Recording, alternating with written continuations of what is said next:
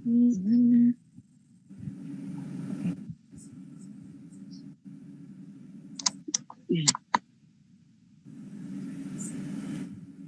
Oke, slide-nya udah kelihatan ya teman-teman?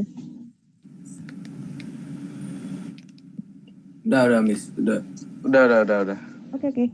Ini kemulai ya. Jadi materi hari ini adalah PKN, pentingnya pembelaan negara. Kalau misalnya aku bilang pembelaan negara, apa yang terlintas di pikiran teman-teman?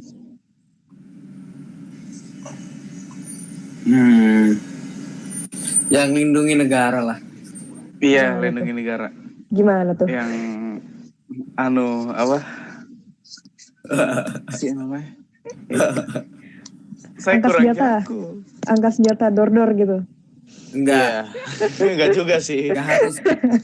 Iya. Intinya pembelaan negara tuh enggak harus kayak dengan perang. Ya, dengan pinter. kita membanggakan aja tuh udah bela itu. Wah, mantul. Ya, soalnya biasanya kalau aku bilang pembelaan negara, biasanya orang langsung mikirnya, wah ini yang angkat senjata ya. Enggak, kalau misalnya kita sebagai citizen biasa, tidak ngarang situ ya. Oke, jadi apa itu pembelaan negara? Pembelaan negara itu tekad, sikap, tindakan warga negara yang teratur, menyeluruh, terpadu, dan berlanjut yang dilandasi oleh kecintaan pada tanah air serta kesadaran hidup berbangsa dan negara. Jadi kita sebagai citizen atau rakyat biasa, maksudnya bukan orang yang dari militer, intinya pembelaan negara itu rasa dari diri kita untuk mencintai negara kita. Maksudnya supaya dapat hidup secara teratur di dalam negara. Nah, yang menjadi landasan dalam pembelaan negara sebagai rakyat Indonesia ada dua. Kita berpegang pada Pancasila, dan yang kedua adalah UUD 1945 sebagai dasar negara kita. Oke. Kenapa kita harus membela negara?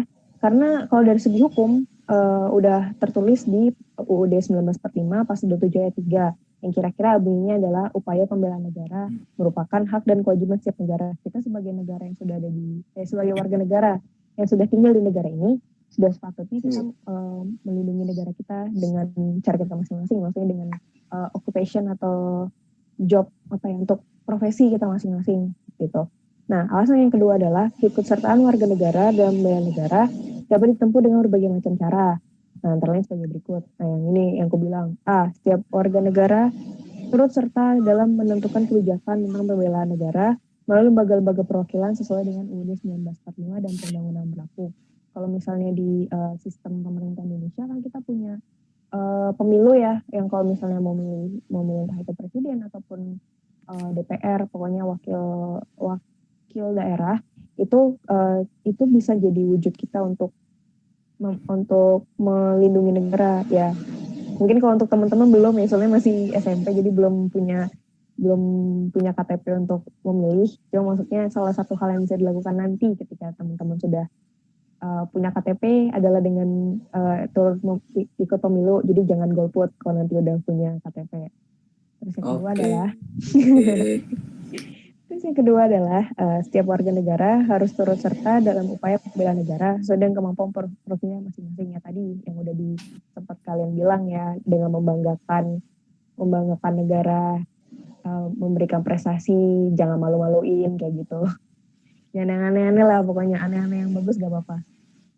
Oke, tadi kan udah pengertiannya apa, lalu alasannya apa, lalu urgensinya, maksudnya setelah alasan apa sih pentingnya kita melakukan pembelaan negara tersebut.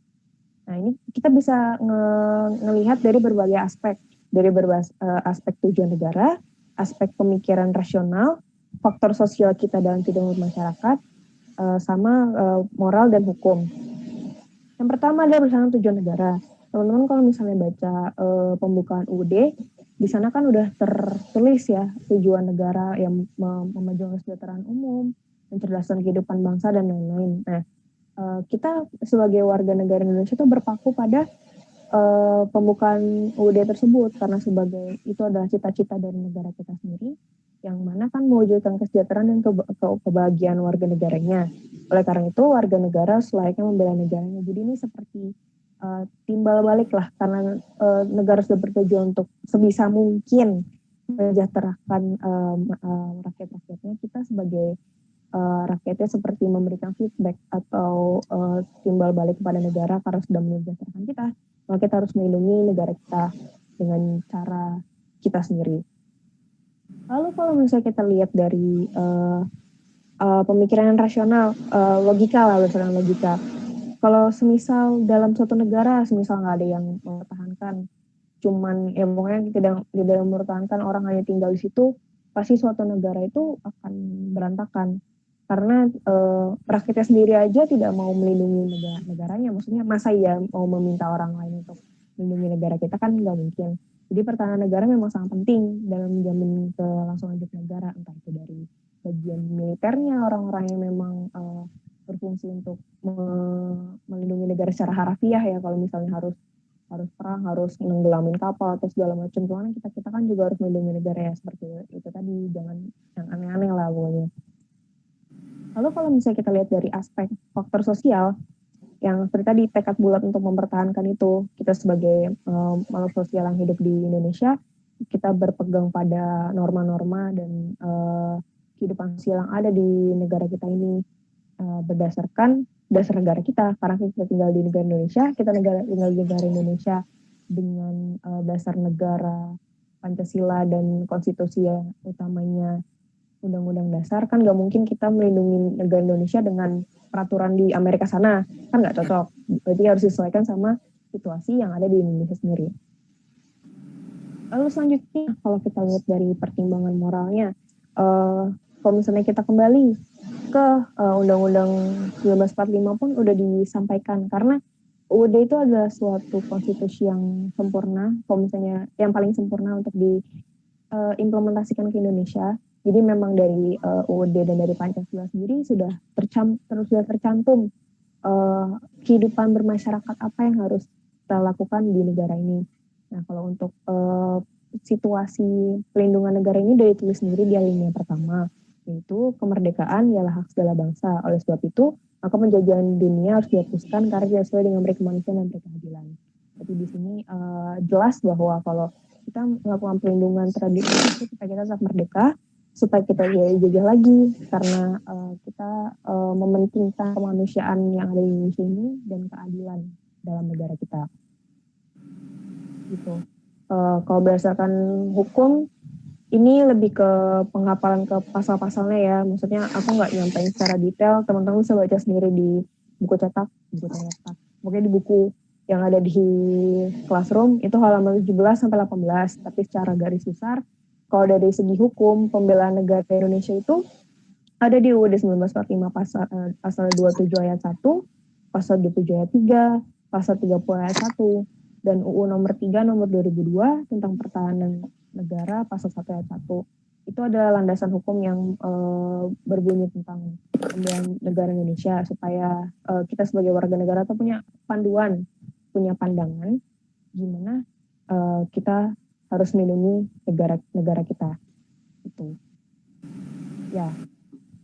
Secara garis besar soal perlindungan dan pembelaan negara Indonesia itu seperti itu. Mungkin ada yang ditanyakan? Cukup jelas.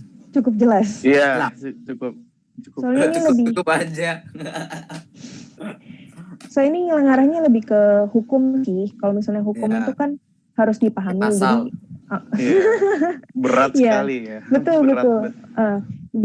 Kalau pasal tuh kalian bisa tinggal ngapalin sebenarnya dari buku. Yang aku jelasin di sini itu lebih ke kenapa kalian harus mengerti pasal-pasal gitu. Jadi emang aku nggak nyantumin pasal-pasalnya. Kalau misalnya teman-teman mau ngapalin, yang mungkin akan kekeluarkan di PHB, entah. Belajar aja pokoknya. Gitu, oke. Udah jam segini. Tadi telat soalnya mulainya. Iya. Gini. Kalau untuk hari ini kayaknya cukup itu dulu. Soalnya takutnya nanti kelebihan waktu. Soalnya nggak boleh saya kelebihan waktu. Udah deh. Kalau gitu untuk sekarang, kayaknya aku sudahi dulu. Sebelumnya maaf telat. Kalau misalnya ada tugas atau apa yang belum kerjain. Siap. Kita minggu depan ketemu lagi ya, hari Kamis di jam yang sama, jam segini juga.